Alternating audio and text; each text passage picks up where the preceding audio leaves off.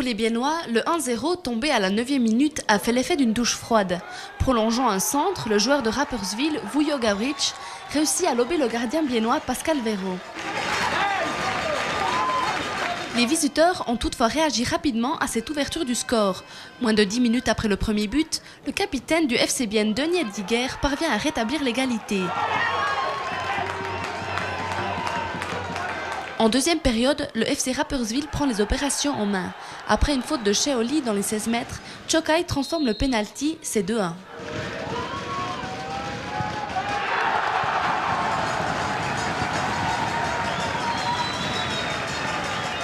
Toutefois, les Biennois ne s'avouent pas vaincus et parviennent à nouveau à égaliser par l'intermédiaire d'Adrian Moser.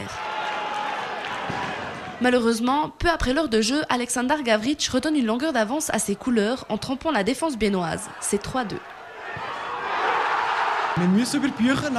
Il faudra retourner au travail après ce match. On peut être content, mais il faut aussi voir les points négatifs parce que c'est clair, au tour prochain, contre un meilleur adversaire, ça ne suffira plus.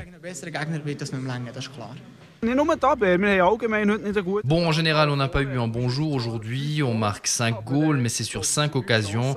Mais en avant, on n'a pas gagné de duel et en défense, on avait trop de difficultés. Normalement, dans ces conditions, tu ne gagnes pas un match. Mes défenseurs n'ont jamais trouvé la solution. On a toujours été en difficulté. C'est pour ça que j'ai dû au long du match faire des changements pour essayer de trouver la meilleure solution défensive.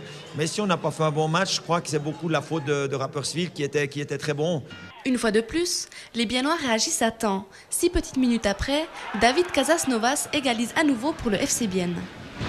Dès lors, le score ne bougera plus. La décision se fera aux prolongations.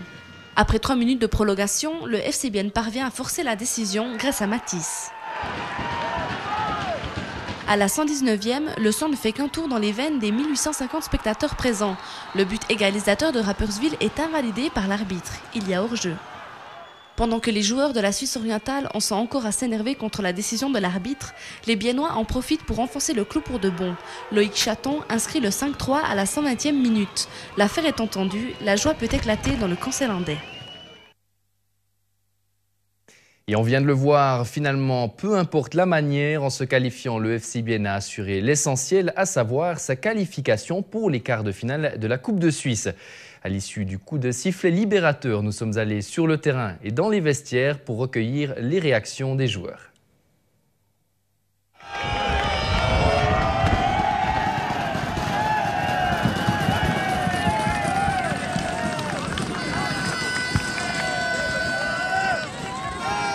Il s'agit d'une victoire laborieuse. Les joueurs en sont conscients.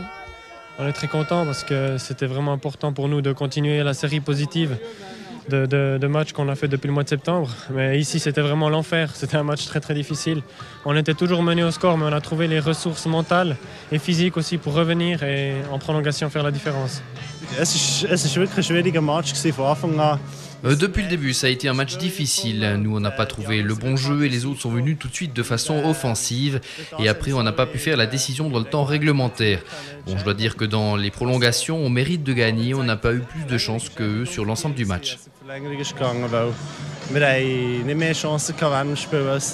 Je pense qu'on va réaliser un peu plus demain quand il y aura encore le tirage. Je crois qu'après le match, comme le match a fini un petit peu d'une manière bizarre puisqu'il y a eu un peu des contestations, on n'a pas vu l'équipe exploser de joie, mais je crois qu'on est très très content parce que pour le FC Bienne, pour mes joueurs, je pense que personne n'a encore jusqu'à aujourd'hui dans sa carrière joué une fois un quart de finale. Philippe Perret et toute l'équipe se réjouissent du futur tirage au sort. Chacun a sa petite idée.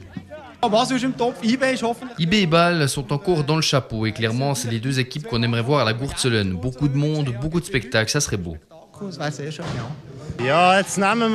Prenons ce qui vient. Si on a un grand club, on pourra se réjouir d'un super match et si c'est un petit, alors on peut espérer passer encore un tour. Mais tout est possible, y compris contre un grand. On est, comme on dit, des compétiteurs. On joue pour gagner les matchs. Donc le rêve, il faut on essaye de le faire durer le plus longtemps possible. Donc essayons d'avoir un tirage positif pour l'FC Bienne. De mon point de vue, il faut que ça soit un grand. On a déjà éliminé Arao, mais maintenant il faut que ça soit un gros, pas que l'on doive se déplacer encore jusqu'à Lugano. Ça serait dommage, je trouve. Bon, on serait quand même motivé, mais pour ma part, j'espère pouvoir jouer contre Bâle ou IB à la Gurtzelen. L'adversaire des quarts de finale est connu. Benjamin Sigrist, gardien des M17, champion du monde, a tiré le FC Bâle. Le FC Bienne étant tiré en deuxième position, il devra se déplacer dans la cité rhénane le week-end du 12-13 décembre.